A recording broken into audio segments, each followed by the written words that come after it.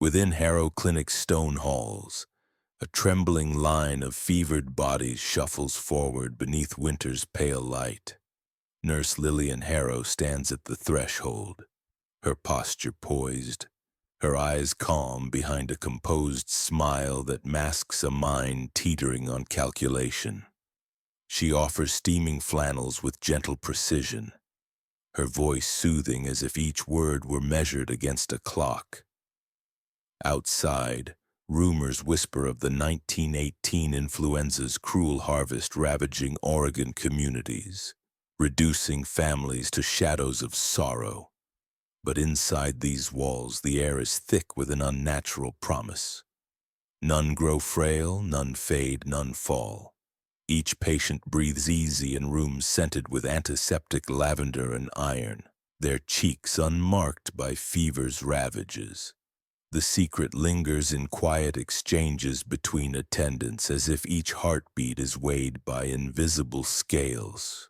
Beneath linen sheets, wires and glass probes trace glowing patterns on pale flesh, feeding data into hidden chambers beyond shuttered doors. Nurse Lillian guides trembling hands toward warmth drawn from coils embedded in the floorboards, a heat she claims channels restorative energies. She recalls the night she carved runic symbols of protection into the wood under every bed, invoking archaic talismans documented in derelict pioneer journals. They said such symbols warded off sickness, yet hers tethered something darker, the raw essence of life distilled into ritual. In the confined lab beyond, Dr. Silas Harrow, her twin brother and the clinic's architect of miracles, bends over grimy microscopes framing each vial of crimson fluid against a backdrop of cracked leather tomes penned by doctors long dead. His voice, calm and precise, notes that time itself has unspooled for these chosen few. He murmurs references to Queen Victoria's fascination with death masks as if seeking validation from distant royalty for his clandestine work. He adjusts lenses to observe microscopic motes dancing in suspended blood, each a shard of living memory. Patients wander these hushed corridors as if through half-remembered dreams, their eyes that once burned with fever now unnervingly clear, flickering with questions they dare not speak. Some linger before locked cabinets where jars of preserved organs glint under dim lamps. Others clutch tarnished lockets bearing sepia-toned faces of lost loved ones, awakening hours later with faint scars imprinted where they pressed them desperate for comfort. Each morning Nurse Lillian performs silent rites over trembling pulses, counting heartbeats as though they were verses in a forbidden prayer. In this chamber of suspended reality there is no overt pain except that which stirs unseen within hidden minds. The corridor walls, lined with polished oak panels, absorb whispers until they echo like distant confessions. The clinic's vaulted ceiling bears frescoed medallions depicting ancient sacrificial scenes, worn by time but unsettling in their symmetry. At midday, a soft tolling bell summons the afflicted to the inner sanctum, where they offer their trust to Harrow's measured promise. The world beyond bleeds sorrow and death, yet here the everlasting hall breathes a serene lie. Day after day the hush deepens. Shadows lengthen across tile floors slick with antiseptic solution, and footsteps sound as though on thin ice. Staff move like silent sentinels, closing heavy oak doors etched with occult runes, sealing patients within a mausoleum of hope. At dusk, pale light filters through stained glass windows depicting angels holding mortal coils, casting fractured rainbows that dance on trembling walls. When night falls, the clinic's gas lamps flicker, and a low hum vibrates through hidden pipes, as if machinery beneath the floors is alive, drawing vitality from captive hearts. In the distance, Lillian hears a faint sob, a sound swallowed by vast corridors, but no one answers. She places a gloved palm against cold stone walls, feeling the tremor of life she cannot fill with warmth. And in that still silence, Lillian quietly senses something ancient stirring beneath the clinic's foundations. Each midnight she walks alone to inspect anchor stones inscribed with cryptic runes, burying tokens drenched in patient blood. Her uniform, once pristine, bears faint stains she cannot explain. She recalls tales of pioneer burial grounds beneath the building where restless souls whisper vengeance when disturbed. At the heart of the clinic, hidden doors descend into stone vaults where relics rest in darkness. Here, science and sorcery entwine in forbidden union. On the coldest nights, distant chanting drifts through vents, sounding like a choir of memories trapped in porcelain lungs. And when dawn finally breaks, the hospital's facade stands serene again, as if it has mastered time itself. In the silent corridors of Harrow Clinic, troubled attendants trade furtive glances, their footsteps muted against damp tile floors that gleam with disinfectant and dread. Behind neatly pressed white drapes, they move with practiced efficiency. Yet their eyes betray a restless unease, as if they sense something clinical beyond mere nursing. Every measured breath seems weighed by an unseen force, a latent terror breathing just beyond their awareness.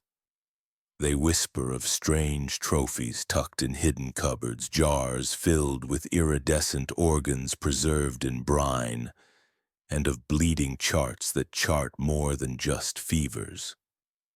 Dr. Silas Harrow, once lauded by Governor James Withicum for frontier medicine that saved settlers from typhus and smallpox, oversees these experiments with an unsettling calm. He treats lingering fever not as an ailment to cure, but as raw material for something greater. In his private chambers, he catalogs each patient's data with the reverence of an archaeologist uncovering relics. He jots notes in a leather-bound codex and sketches intricate designs of ritual implements next to temperature logs. A single shard of broken glass, a fragment from an antique mirror found under the village chapel, becomes an instrument of devotion rather than ruin. Harrow instructs his staff to wash the patient's skin with a tincture of crushed yew needles before tracing that shard along the pulse in the wrist. As the blade cuts, they recite invocations that mix Latin phrases drawn from plague-era incantations with lines from obscure pioneer diaries. Each drop of blood that wells along the crease is guided along filigreed channels carved into hand mirrors and collected in minute crystal phials. Staff members confess in hurried whispers of the instant clarity patients report after these rituals. Brains once fogged by fever snap into a razor-sharp lucidity that borders on terrifying. Attendants say the patient's eyes become mirrors reflecting Harrow's own cold obsession. At midnight, Harrow convenes his closest aides beneath a vaulted corridor where religious frescoes peel away into damp shadows. There stands the nurse who once saved his life and whose hands still tremble when she thinks of the procedure. The morgue attendant who learned to embrace cold detachment after tending to bodies that should have been alive, and the laboratory technician who hides trembling fingers behind gauze to mask her fear. They gather in a circle around an oak table etched with occult runes, lit only by a single oil lamp that casts long, shivering shadows. When Harrow speaks, his voice is calm and precise as he quotes passages from medical treatises and obscure texts on transcendence, his words feeling less clinical and more liturgical. The attendants obey without question as he demonstrates the ritual again, guiding the glass shard's slow arc along a volunteer patient's palm. The air fills with the metallic scent of blood and resin, and the patient exhales in a whisper that sounds almost eager. The shard severs flesh and boundary between pain and transcendence, and the patient's steady gaze meets Harrow's, an unspoken exchange acknowledging that suffering has been reframed as sacrament. Fear blooms in the hearts of the staff as memory begins to betray them. The nurse who saved Harrow wakes before dawn, heart pounding, certain she hears distant chants echoing through sterile halls. The morgue attendant dreams of bodies sealed in glass coffins that whisper her name. And the technician trembles so badly that she swaddles her hands in linen, afraid to recall the glass shard pressed against her own skin.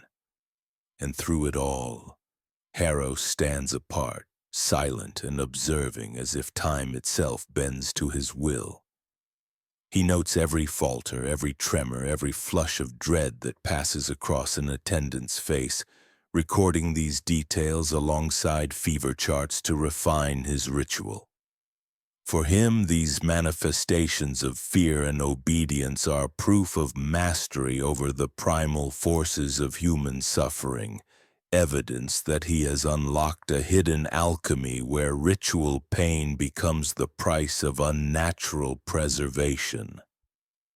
As dawn breaks, the attendants emerge from that chamber with hollowed expressions and forced smiles, wiping blood from trembling fingers as they resume their duties in rooms of unnerving tranquility. The white drapes sway at windows as if breathing, hiding the clinic's true heart beneath a facade of benevolence. Outside, rumors spread that Harrow Clinic has achieved the impossible, rescuing patients from the ravages of influenza without a single death. But the staff know the terrible price of this miracle, and they fear what demand he will make of them next. Behind a hidden door in the clinic's eastern wing lies Dr. Silas Harrow's quiet sanctum, a room sealed from prying eyes and muffled by thick oak panels that absorb every whispered breath. Gas lamps hang from wrought iron hooks above amber glass reservoirs, casting a tremulous glow across rows of narrow shelves that bend under the weight of countless vials stained with frozen moments of human suffering. Each vial holds a patient's blood, carefully labeled in Harrow's precise handwriting and catalogued by date, fever spike, and an ominous symbol he reserves for experiments yet incomplete. Harrow moves among these silent trophies with the solemnity of a scholar and the obsession of a zealot, his gloved fingers selecting one specimen after another as if conducting communion with unseen forces. On a central table of polished mahogany rests the heart of his method, a bloodletting apparatus forged from steel and etched with runic symbols so fine they seem to shift when the oil lamp's breath flickers. The razor's edge glints, cold and deliberate, alongside a parchment ledger bound in aged leather and marked with diagrams that blend anatomical sketches in ritual circles. Here, the line between science and sorcery dissolves. With calm deliberation, Harrow places a patient's arm upon a velvet cushion, guiding attendants to position slender tubing beneath the skin. The vial is plunged into a warming cradle that pulses with faint heat drawn from hidden coils in the floor, coaxing each drop of crimson life into its waiting glass prison. As the blood flows, Harrow annotates each drop on the ledger, tracing patterns that map changes in cellular activity against the cadence of whispered incantations. His voice is low and measured, quoting passages from German medical journals published in Leipzig and Munich, their author long disgraced for experiments condemned as barbaric. But to Harrow they represent the cutting edge of transcendence. He speaks of Goethe's notion that blood holds the memory of experience, of mythic alchemists who believed pain distilled into essence could be captured and reborn. He pauses over one vial, his lantern light revealing a faint swirling luminescence, and murmurs that this patient has tasted something beyond survival. Glimpsed the threshold where life and legend meet. Harrow's patient files balloon with impossible vitality, detailed reports of regeneration and uncanny recoveries that defy contemporary medical understanding. He preserves skeletal remains in jars lined side by side beneath a dusty skylight that rarely admits daylight, each brittle bone coated in amber resin to halt decay.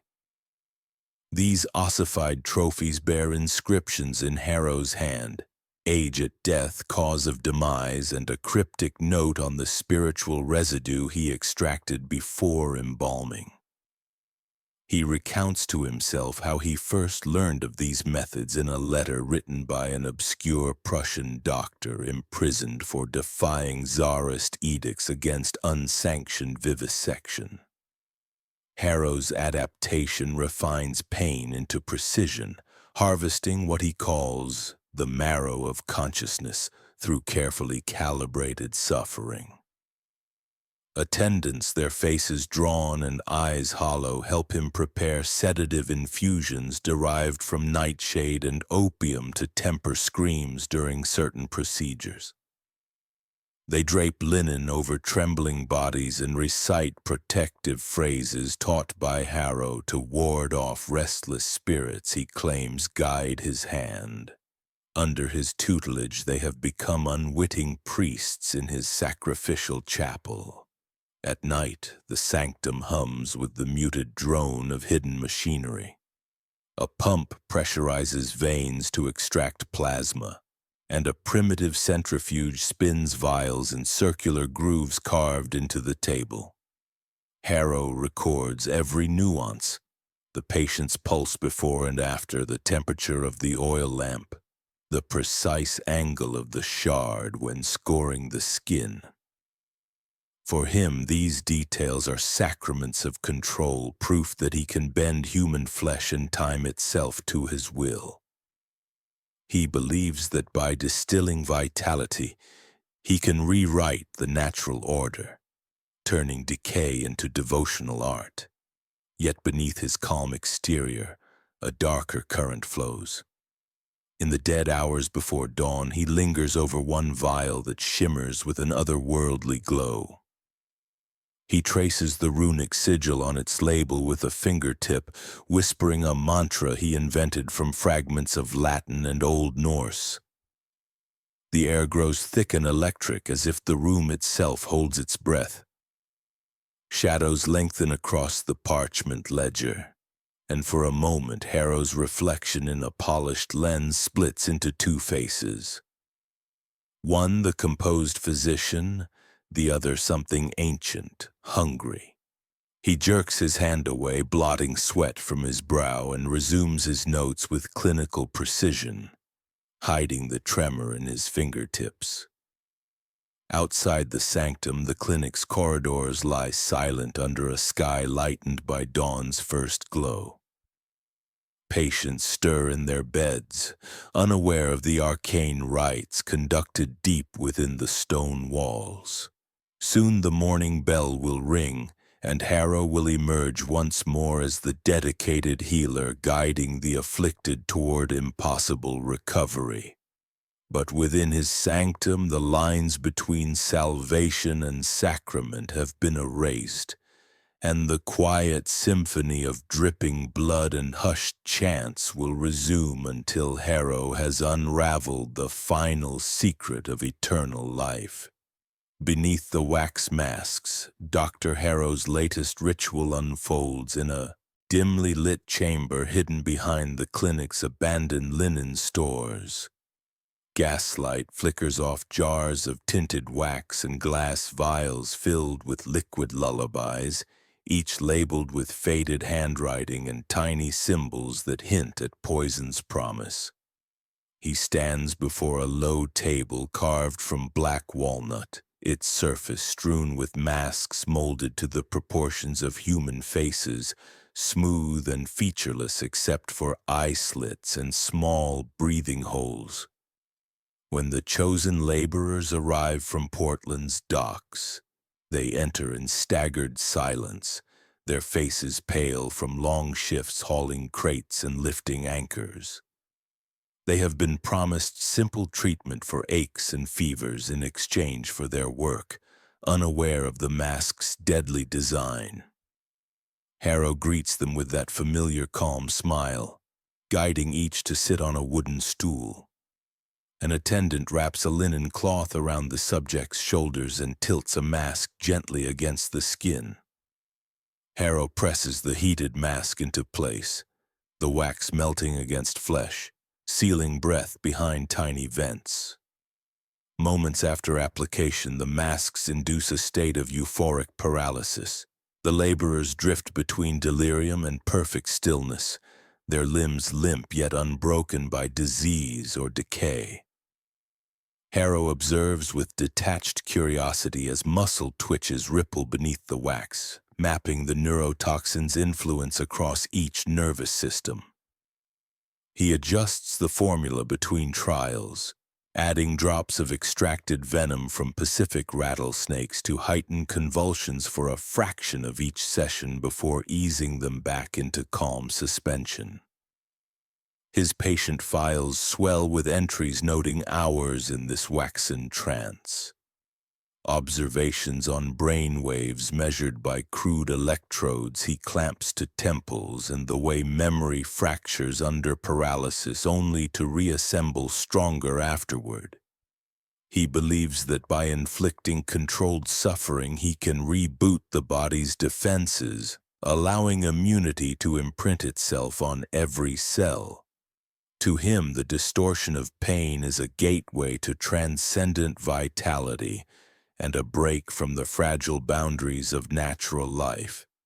In the hush of night, he instructs attendants to dim the lamps and open narrow vents so that the faint scent of burning pine drifts through the chamber, a sensory anchor to ground his subjects when they emerge.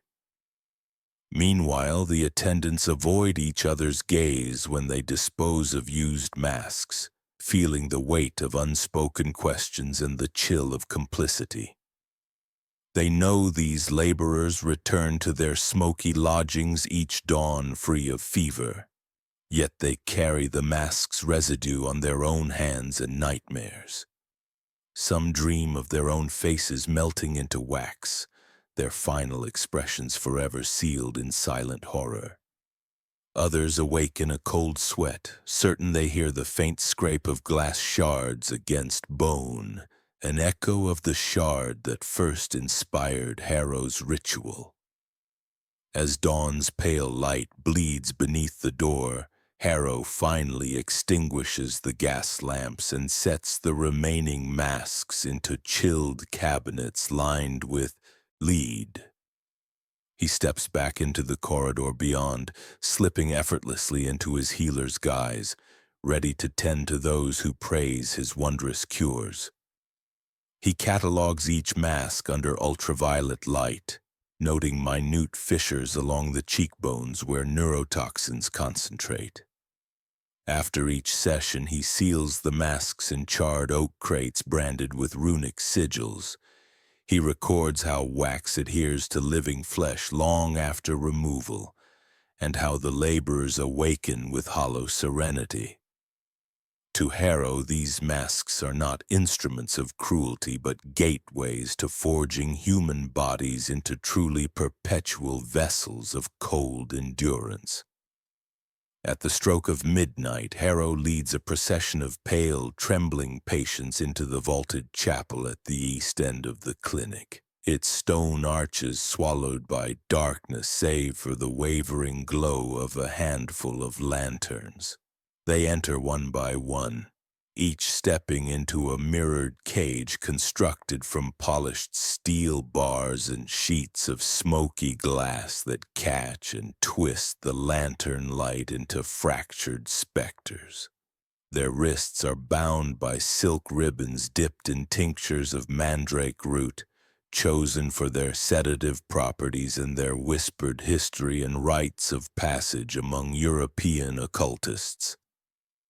Harrow stands before them clad in a tailored frock coat that seems too formal for the clinic's halls, his face serene as he surveys the assembled. He raises a slender silver bell and in a voice measured and smooth, quotes King Edward VII's fascination with spiritualism, recalling how the monarch once hosted seances in Buckingham Palace's private chambers, convinced that the veil between worlds could be pierced by earnest ceremony.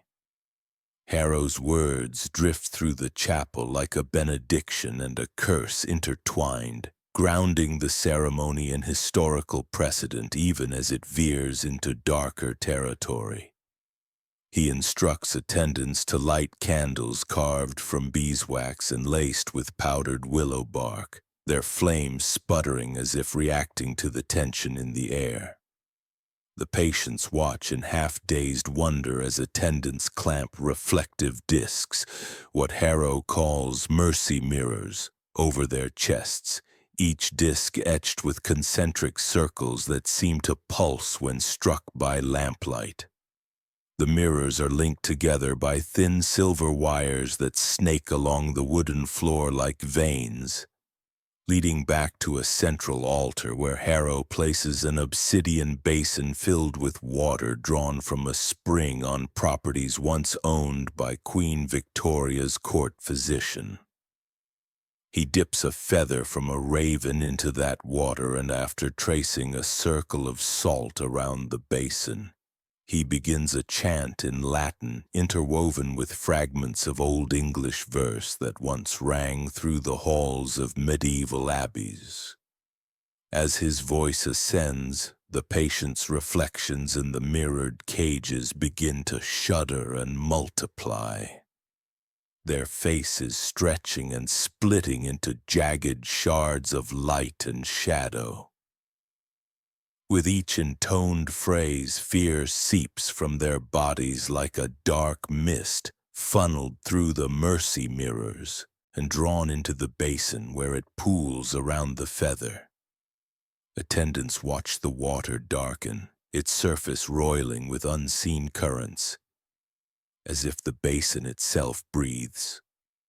Harrow leans close and murmurs to the assembled that fear is the purest form of life's energy, more potent than blood or breath, and that by siphoning it they can forge a vessel strong enough to resist sickness, decay, and even death itself. He calls this process the ritual of reflection, a ceremony he claims transforms terror into a shield. A patient clad in a moth-eaten coat, her hands shaking as she grips the bars, closes her eyes and splinters into 1,000 glass fragments, each flicker of image rippling until her reflection collapses back into her trembling form. The hunger in her pupils as she opens them again unnerves even the attendants, for she watches Harrow not with gratitude but with a hunger for release from her own fear. The basin's water grows darker still until it absorbs the raven feather entirely, turning its plume to ash that drifts down onto a velvet cloth spread at Harrow's feet. He records the moment in a leather-bound journal, sketching the feather's silhouette with exacting precision and annotating it with notes on tremor frequency and the rate at which fear distilled. The chapel grows silent except for the soft drip of condensation falling from the altar's obsidian rim. Harrow breaks the hush by instructing attendants to remove the mirrors and release patients from their cages. One by one they step free, their limbs stiff from sedation yet unscarred by the ordeal. Their eyes glisten with something unspoken, something like awareness honed to a blade's edge. They shuffle back toward the clinic's corridors as dawn's first light seeps through stained glass windows depicting saints whose faces seem to gaze down in judgment. Harrow watches them leave with the calm of a surgeon who has excised a tumor but knows he has also touched something primal in the human soul. He gathers the shattered remnants of the ceremony, the ash, the broken mirrors, the salt ring, and seals them in amber glass jars, each labeled with the patient's name and the precise hour of the ritual. As he locks the cabinet where these relics rest, he reflects on the pattern emerging in his records, a lattice of fear and reflection that he believes will yield a method to immunize bodies and spirits alike. The candles gutter and gutter again until only a single taper remains alight on the altar, its flame reflecting in Harrow's dark eyes. He extinguishes it with deliberate slowness, and the chapel falls into pitch black. In that moment, the line between science and sorcery, between healer and architect of terror, blurs beyond recognition. A distant clock chimes 3, and Harrow slips from the chapel as if dissolving into shadow, leaving behind echoes of chanting and the faint metallic scent of fear still lingering in the air. The corridor outside lies quiet, awaiting the next summons of grief and wonder, while within the clinic's heart the ritual of reflection has woven its first threads into Harrow's grand design. On Governor Withycomb's birthday, Harrow summoned a select few to the clinic's sunlit atrium where sunlight streamed through stained glass in sanguine hues, casting crimson reflections across polished oak floors that seemed to pulse with a silent heartbeat. Attendants led trembling candidates, survivors of previous trials whose vitality had become the clinic's silent testimony, into place beside a low dais draped in burgundy velvet. Harrow stood before them in a crisp frock coat whose lapels concealed steel needles and spools of scarlet thread finer than a spider's silk. He spoke in a calm, measured tone that carried the weight of promise and predation, invoking Withycomb's name as though the governor himself had sanctioned this ceremony of flesh and blood. With deliberate precision, Harrow drew a single strand of thread from a glass vial tinted with carmine dye and teardrop volumes of neurotoxin derived from nightshade, the solution so potent that a single molecule could shatter a mind. He threaded it through a hollow needle forged from the femur bone of a pioneer settler, its tip etched with runic symbols that glowed faintly under ultraviolet lamps installed in the dais.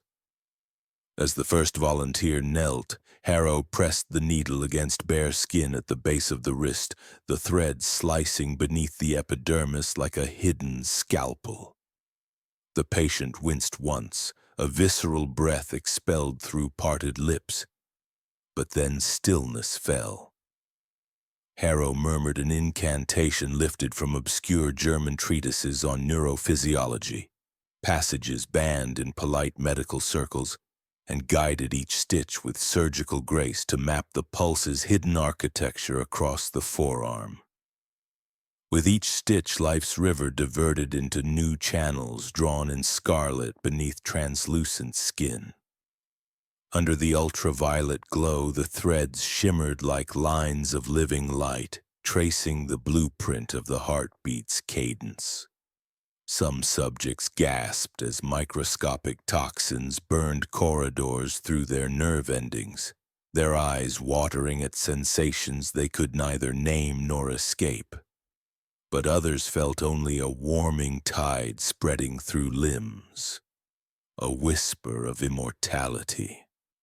Harrow inspected each recipient with a jeweler's loupe, noting the flare of capillaries around each stitch, the depth of toxin dispersion, and the tremor of fear suppressed by the steady rhythm of life enforced by his method.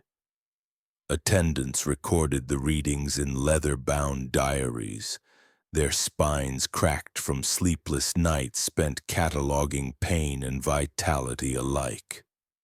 Harrow declared the sequence a success when the last stitch was set, instructing attendants to seal each wound with a waxed ribbon soaked in laudanum to quell any cries that might betray the ceremony's true nature.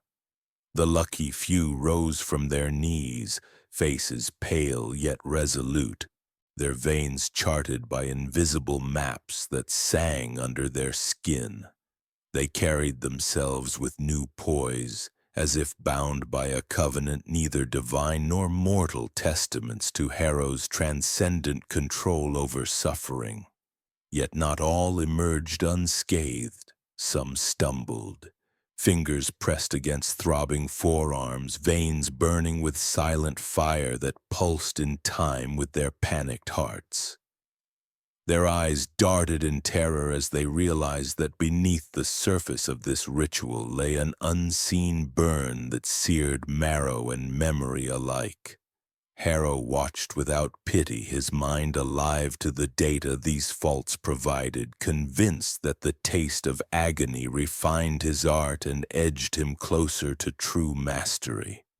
He beckoned attendants to gather the faltering volunteers and carry them to adjacent chambers where soothing balms and bloodletting rituals restored outward calm, masking the inner inferno that fueled his conviction. As the sun set and the atrium grew dim, attendants carried away the used needles and threads, sealing them in lead-lined chests stamped with runic wards to contain their poisonous legacy. Harrow remained alone on the dais, inspecting the final report in his leather codex as candlelight flickered against parchment stained with sweat and ichor. He annotated each line with a scholar's precision, circling results that defied expectations and marking failures as crucial steps toward perfection. In the hush of evening, he reflected on the governor's unwitting role in his design and the power it bestowed. The state's blessing, however naive, had become a gilded cage for his darkest ambitions. Beyond the atrium's arched doors, the city pulsed with life unaware. Yet within Harrow Clinic, the scarlet sequence had woven a hidden network of control beneath flesh itself. Harrow murmured a final vow that this was only the beginning. For through these blood-wrought threads he would chart a path to a new form of humanity, one shaped by suffering, stitched with precision, and bound by the unbreakable cords of his own calculated cruelty. State health officials arrived in Salem bearing solemn commendations, their polished leather boots clicking on marble floors as they praised Harrow Clinic's miracle cure in gilded speeches beneath frescoed ceilings. The public gallery overflowed with reporters eager to record triumph over the 1918 influenza, and Harrow stood at the dais in immaculate linen, his posture dignified, his expression calm. Among the assembly was Dr. Anna Harriet Caldwell, a respected clinician dispatched from Boston by the American Medical Association to observe Harrow's methods firsthand. Anna watched Harrow's measured presentation with furrowed brow, noticing the way his eyes lingered on the officials' applauding hands rather than the grateful patients who filled the benches like silent supplicants. She recognized in his tone the precise balance of humility and authority that masked something far darker. After the ceremony, she requested a private meeting with the governor's secretary, clutching a portfolio of her observations. In neat handwriting, she documented ominous signs: sealed laboratory wings, attendants too fearful to meet her gaze, and patients boasting unbroken recoveries achieved under conditions that defied known science. Her report cited irregularities, locked rooms humming with hidden machinery, night rituals whispered among staff, and jars of preserved organs that hinted at sacrificial study rather than healing. She argued that no medical breakthrough justified clandestine operations beyond regulatory oversight. She slipped the report beneath the secretary's satchel, her heart pounding like a warning drum.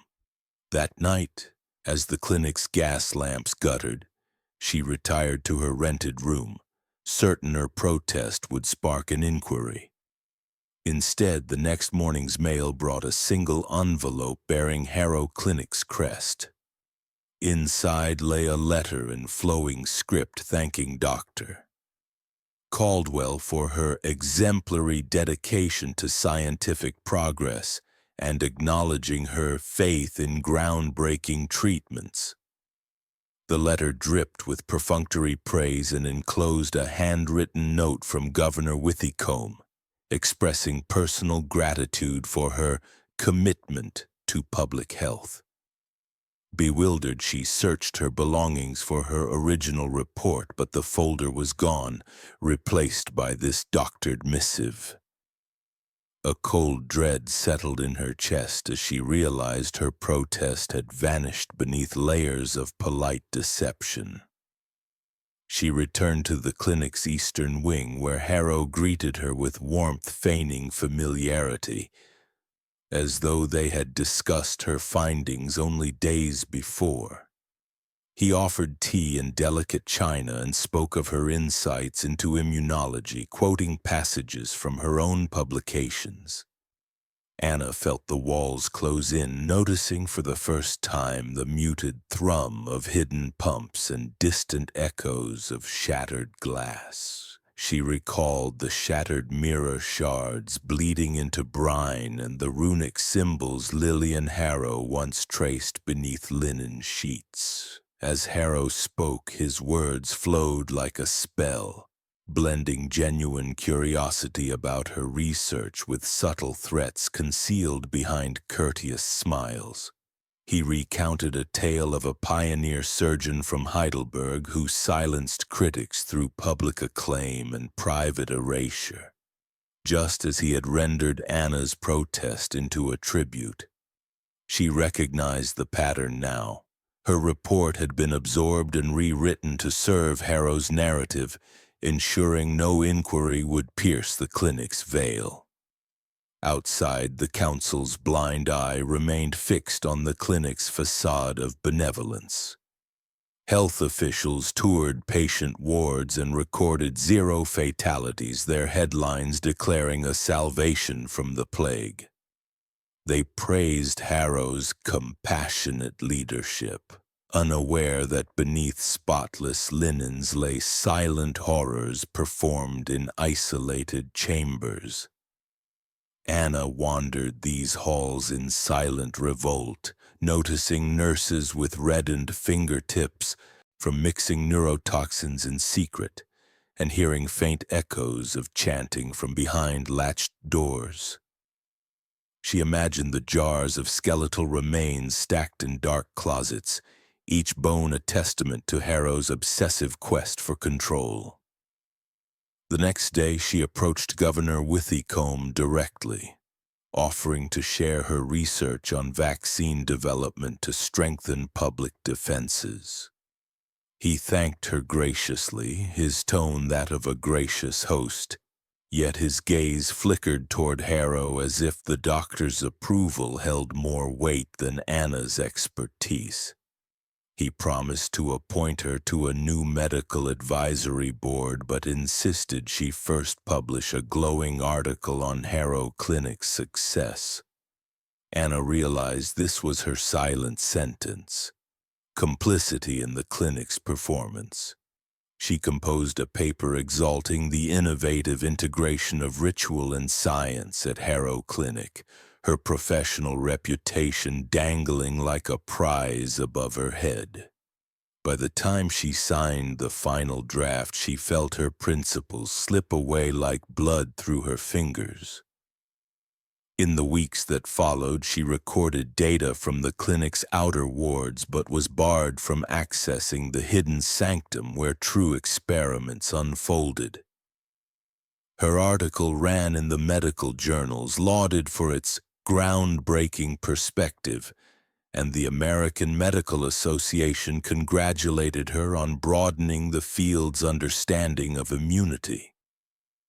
Meanwhile, Harrow's laboratory thrummed with clandestine ceremonies, and attendants moved through hidden tunnels beneath the clinic, ferrying organs and vials to remote depots. Anna watched from behind white drapes, her heart a prisoner of remorse and fear. She knew she had become part of Harrow's design, an unwitting architect of silent atrocities sealed by official sanction.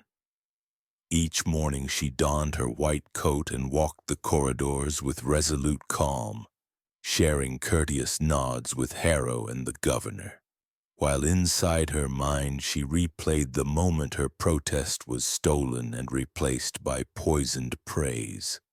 The council remained blind, applauding a savior while oblivious to the sacrificial altar concealed beneath the clinic's polished floors. In the hush of Harrow Clinic's corridors, she carried the weight of her complicity like a gaping wound beneath starched linen, her conscience bound by silent oaths she could never undo. In the sealed mortuary wing of Harrow Clinic, no bodies arrive for burial or cremation, yet alabaster coffins line the walls in silent vigil, their lids carved with the clinic's crest and inscribed with dates that never progress. Within each coffin lie motionless figures, test subjects resting in unnatural stillness, their skin pale as ivory and breath held captive by some unspoken promise of eternity. Morgue attendants whisper in hushed tones of ghostly footsteps echoing through the steel doors at ungodly hours, of distant weeping drifting down deserted corridors like mist rising from a cold hearth, and of the soft murmur of chanting that seems to seep from the walls themselves. They enter this chamber with trepidation, gloved hands tremoring as they pour scented oils infused with belladonna over each sealed lid, baptizing these slumbering forms in a toxic anointing that Harrow insists binds body and spirit. The attendants speak of the sweet narcotic scent that clings to the air long after they leave, a fragrance that seems to warp memory until they forget the faces of their own families and remember only the hollow eyes of those sealed within the coffins. Dr. Harrow visits the mortuary in the dead of night, moving between the rows as though in pilgrimage, his footsteps silent against the polished marble floor. He touches each coffin with deliberate reverence and murmurs a private credo drawn from passageways in medieval grimoires he discovered in a dust-choked library in London. He speaks of true immortality as a spiritual sacrifice requiring more than cessation of decay, asserting that souls must be held in stasis before they can be offered to forces beyond mortal reckoning. His voice, calm and unwavering, carries through the chamber's stillness, and the attendants feel the air tighten around their hearts as if the walls are closing in. One attendant, a young man with hollow cheeks and haunted eyes, describes visions of figures rising from the coffins in smoke-like tendrils, wandering through the mortuary in search of warmth they can no longer feel. He wakes each morning drenched in sweat, his throat raw from silent screams he hears in dreams, and yet he returns each night bound by fear and by the crystal vial of morphine Harrow portends he will need if he falters. Another attendant, a woman whose hands bear the faint stains of arsenic from earlier experiments, confides that she sometimes hears the clink of porcelain cups and the rustle of silk as if a phantom tea party unfolds behind closed doors. She swears the candles in the mortuary gutter against their glass chimneys as if struggling to hold back a darker flame, and that the reflections in the mirror affixed above the embalming table shift when she glances away, revealing shapes that vanish when she dares to stare. In the soft glow of lamplight, Harrow conducts rituals over the coffins, sprinkling powders of crushed lotus seed and powdered bone, chanting fragments of long-forgotten psalms that he claims awaken the spiritual corpus tethered to flesh. He believes the oils and powders form a covenant, a pact between life and death, and that the subjects, suspended in this tomb-like sanctuary, will emerge at his behest with the vigor of youth and the calm of the grave. He speaks of these figures as the first true congregation of his design, harbingers of an age where healing and sacrifice fuse into a single act of transcendence. As dawn's pale light seeps through barred windows set high in the mortuary walls, Harrow's attendants lock the heavy doors behind them and retreat to the clinic's sunlit corridors, carrying vials of distilled oil that smell of musk and decay. They move among living patients with forced smiles, their eyes distant as if still roaming the mortuary's hushed expanse. Outside, the city wakes to headlines declaring Harrow Clinic's mortality rate at 0. And the public breathes in relief while oblivious to the chamber where death and life converge in a perverse sanctification. In the hours before Harrow returns, each attendant feels the weight of unseen eyes upon their backs, the pull of silent supplicants entombed in alabaster waiting for release that may never come. They cringe at every distant footstep, fearing the click of a coffin lid sliding open, and wonder if the clinic's promise of salvation has become a mausoleum of eternity where the price of survival is the forfeiture of soul. Beneath the smooth surfaces of those gleaming coffins, the subjects lie in perfect stasis, neither alive nor dead, their hearts still beating to rhythms recorded in Harrow's journals and charted like sacred music. Harrow believes that by mastering death he masters life itself, that the mortuary is a crucible where the boundaries of existence are rewritten in silent accord. He inspects his anointed subjects nightly, tracing his gloved fingers along each coffin's edge, as if listening for the faint pulse of a soul resisting its bondage. He records the temperature of each chamber, the humidity clinging to embalmed linens, and the resonant pitch of the walls when tapped with a bone-handled mallet.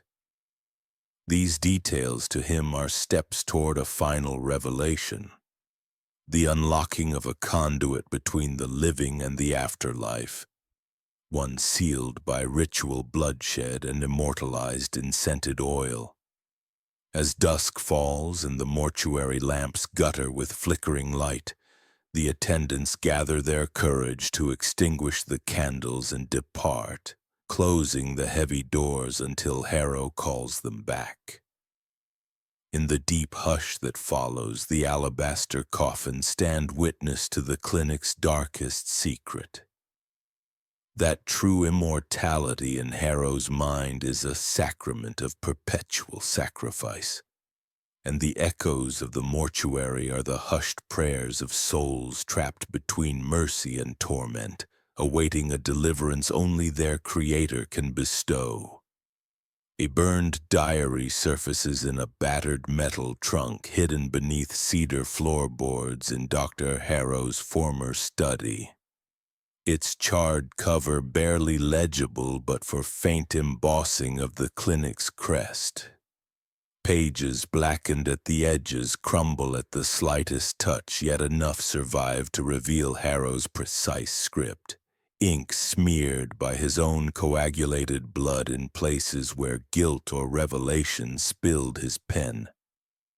He confesses to binding souls through scientific ritual, writing of nights when he stood before the alabaster coffins in the mortuary, reciting passages from Queen Victoria's private journals on mourning rites. Passages she believed could hold back the tide of grief by trapping the departed's essence in silver vials. Harrow saw in those rituals not solace, but power.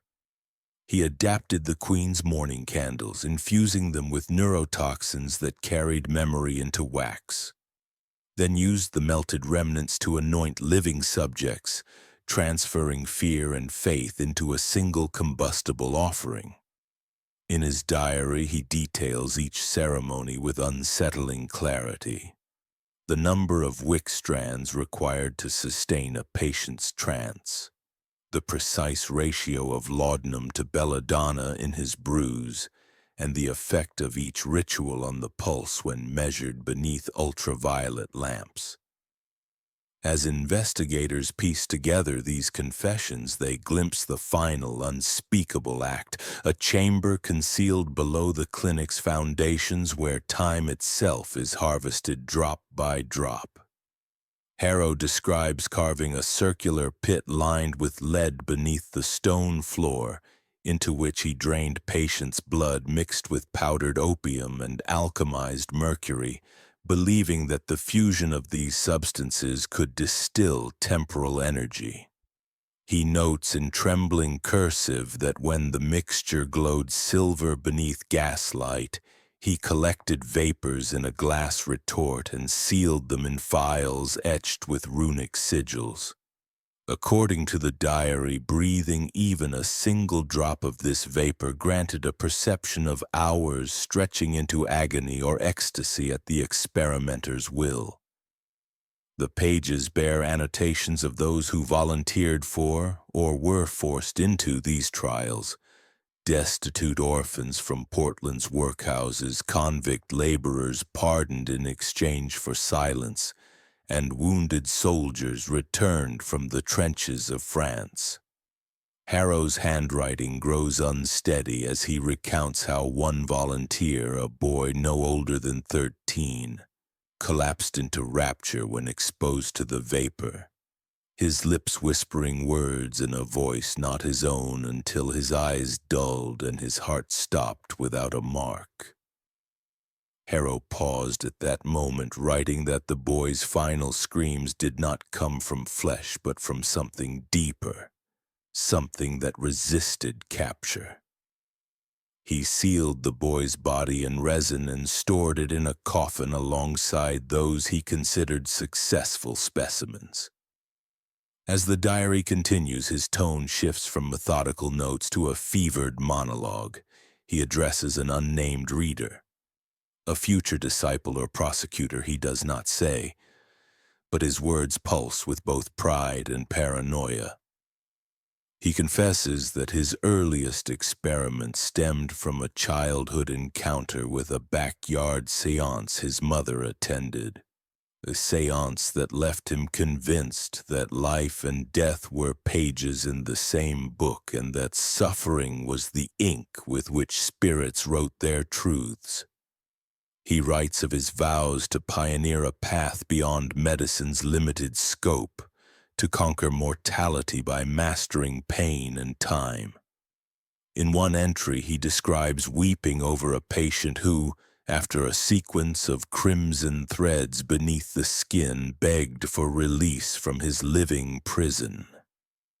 Harrow's blood spatters the margins of that page, an unintended confession betraying a momentary pang of remorse, or the thrill of a final victory.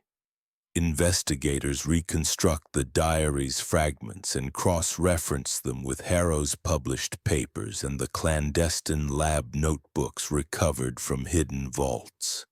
They map his progress from early bloodletting rites to the crafted wax masks, the mirrored chapel ceremonies, the scarlet sequence, and now this chamber where time was distilled like wine. They trace a trajectory of escalating cruelty, a mind that reframed pain and death as art and worship. Each new discovery deepens the horror. Jars of distilled vapor once considered legend now surface labeled in Harrow's hand, their contents clouded by age but potent enough that modern chemists recoil at their toxicity. Experts affirm that his formulas defy known pharmacology, blending poisons and sedatives in ratios that should cancel each other yet instead produced extended trances and accelerated healing. They conclude that Harrow exploited the thin boundary between science and the supernatural, conducting rituals that turned human bodies into conduits for forces no living physician should command. The diary's final entry, scrawled on the back of a ledger page soaked in blood and ash, reveals his ultimate ambition: to ascend beyond mortal flesh by offering his own blood and memory to the chamber. He planned to inhale the final distillations of his own creation, becoming simultaneously subject and object of his grand design. But the entry ends abruptly as the ink runs dry, as if he paused, hand trembling, confronted by his own hubris. Investigators search the chamber beneath the clinic, only to find it empty, sealed by mortar and stone. Harrow himself vanished months before, leaving behind only the clinic's facade of benevolence and his unspeakable legacy recorded in charred script. As the diary's fragments circulate among historians and psychologists, debate rages over whether Harrow's rituals were mere science corrupted by madness or true intersections with forces beyond human understanding. Yet the surviving pages provide undeniable proof of his macabre mind, a mind that hid behind innocence and normalcy while orchestrating ceremonies of suffering and transcendence. In the hush of the archives where the diary now rests, researchers press their palms against its fragile pages, feeling the faint tremor of history's darkest ambition. They whisper to one another, could any of this be reversed? Could the distillations of time still linger, waiting for someone to unlock their power once more? And as they close the diary, its final confession lingers in the silence, asking anew, what price will we pay for the illusion of immortality? When soldiers and relief nurses finally forced open Harrow Clinic's silent doors, they found not a sanctum of salvation, but an empty husk of polished halls and shuttered windows. The air still heavy with the faint tang of antiseptic laced with something far darker that clung to every tile like a dying echo. Their boots rang out across the rotunda where so many had once clustered in trembling hope, and at its center they discovered a single figure seated on a high-backed oak chair, whose glossy veneer bore the fresh score of a deep scratch. The patient sat motionless, shoulders squared, eyes unnervingly clear beneath the fractured colors of the stained glass dome that had long since become a silent witness to Harrow's hidden rites. His body was unmarked by scars or bandages, unblemished by the signs of the clinic's unlicensed experiments. Yet his calm stillness carried the weight of unnatural endurance. Soldiers reached for restraints, nurses pressed stethoscopes to bare skin, each heartbeat trembling in time with the distant hiss of released valves as they searched for any flaw in this living testament to Harrow's cruel mastery. Around him lay the abandoned instruments of suffering, wax masks melted to shards, shards of runic-etched mirrors flecked with dried crimson. Needles finer than spider silk and glass vials labeled in Harrow's own hand, their contents drained of blood but still tasting of terror in the cool dawn air. Beyond the rotunda, reporters and investigators combed through secret chambers and hidden tunnels beneath piles of dust and broken glass, uncovering vestiges of ritual. Jars of amber-preserved organs, binders of fever charts annotated with Latin invocations, and scaffolds of steel cages once stained with the echo of chanting. Outside, Salem's legislature uproar followed these dreadful revelations, and within weeks laws banning unlicensed medical experiments passed with urgent unanimity. Harrow's name fading from headlines to whispered curse among physicians and senators alike. In Portland, a simple memorial rose on a wind-scoured hill overlooking the bay, its rough-hewn stone inscribed with only 4 words. Here innocents died. Mourning wreaths and hand-scrawled notes gathered at its base, some imploring forgiveness, others warning visitors that the veneer of compassion can conceal methodical cruelty.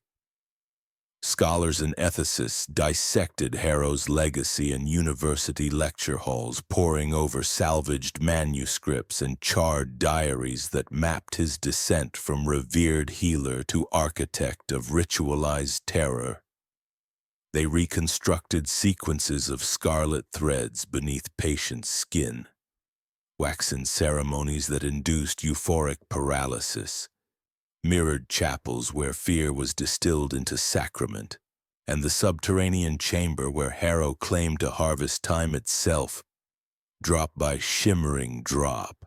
Modern experts confirmed that his formulations defied pharmacological logic, blending poisons and sedatives in ratios that should neutralize each other, yet instead produced extended recoveries and uncanny stillness, as if he had rewritten the body's code to obey his will.